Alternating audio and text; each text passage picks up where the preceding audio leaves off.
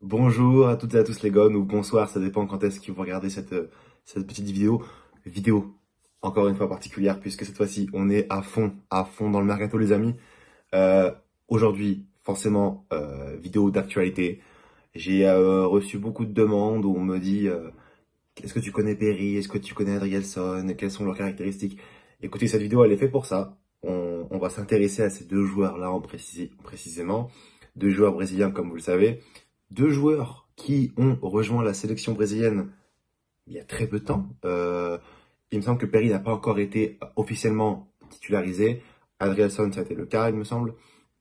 Mais en tout cas, deux joueurs qui viennent d'être internationaux brésiliens, en tout cas être dans la liste. Et ça, c'est une très bonne chose déjà pour la valeur du joueur, pour l'aura du joueur et pour nous, ce qu'on peut en tirer. C'est forcément intéressant pour Textor.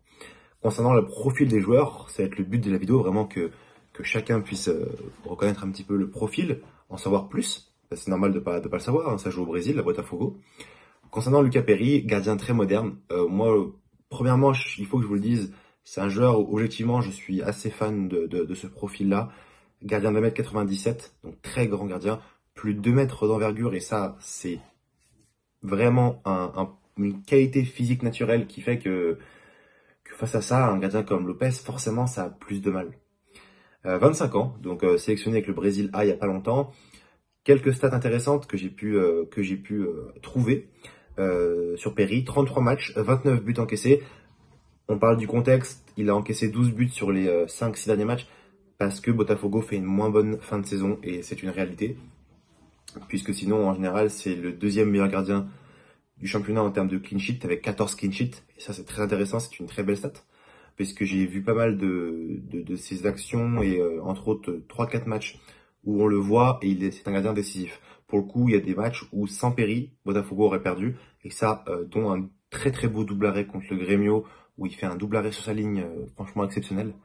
En termes de pourcentage, comparé aux autres gardiens d'Amérique du Sud, il est dans le top 8% des gardiens en termes de pourcentage d'arrêt en Amérique du Sud. C'est une très belle statistique qui se reflète aussi avec une force, vraiment force de dégagement.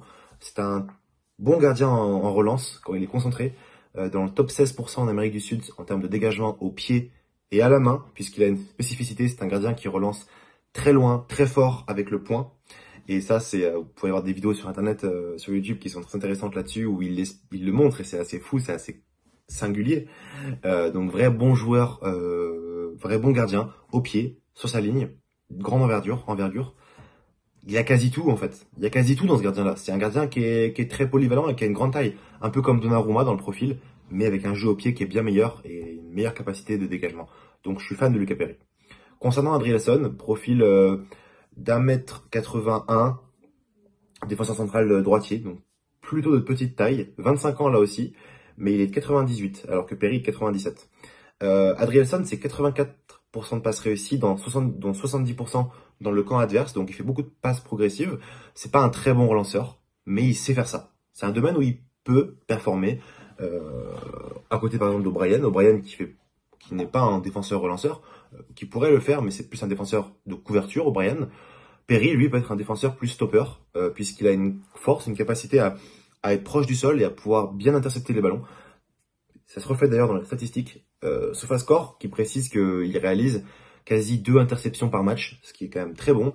Il a une capacité à très vite se mettre au sol et à défendre un petit peu comme Denayer le faisait dans la comparaison, avec un petit peu le genou au sol, un peu à la manière d'un gardien de handball. Ça, c'est assez peu commun. Il réalise également un tacle par match réussi en moyenne. Et très belle statistique que j'ai trouvé, c'est un défenseur qui réussit plus de 63% de ses duels défensifs. Il en remporte plus de 63%. On est quasiment sur 3 quarts des duels réussis au sol par Perry en duel défensif. Pas un défenseur très rapide, c'est pas sa première force. C'est pourquoi je pense qu'une association avec O'Brien, elle peut être très intéressante pour nous. Avoir un défenseur rapide de couverture, un défenseur ensuite un peu moins rapide, qui positionné, je pense, qui sera meilleur sur un bloc un peu plus bas. Avoir vraiment ces deux profils différents, pour moi, ça peut être une très bonne chose, je pense, à titre personnel. Mais l'opération, du coup, pour l'instant, a été, entre guillemets, démenti sur ses montants par John Textor, mais il n'a pas démenti l'information. Je pense que justement, s'il venait à à démentir, c'est que l'intérêt est concret et qu'il y a bel et bien des négociations. Sinon, il n'irait pas faire un démenti. Mais c'est une information qui a été confirmée par Globo, plusieurs médias brésiliens aussi qui le ressortent et portugais. Donc on peut quand même se poser la question. Et je pense que l'information est très vérifiable, très réelle, et que quand Hugo Guimel l'aura sorti, là on pourra vraiment s'attacher au service. Mais comme je vous dis, on parle de joueurs encore sous contrat avec Botafogo, et qui probablement, dans tous les cas, on parle d'une opération quasi nulle pour Eagle, puisque l'argent resterait vraiment dans les caisses d'Eagle Football. Bon, pas nul, puisqu'en droit, une opération qui serait fictive, c'est pas possible, mais on va dire que l'argent serait apporté en garantie, mais elle reste dans la même caisse. En fait, c'est la même personne qui a le groupe. Donc très intéressant forcément pour John Textor. Écoutez, j'espère que cette petite vidéo vous aura plu sur l'analyse des profils de Adrielson et Lucas Perry. C'était Lucas du coup pour la chaîne de Julien Le Gone et je vous dis à plus pour de nouvelles vidéos Mercato.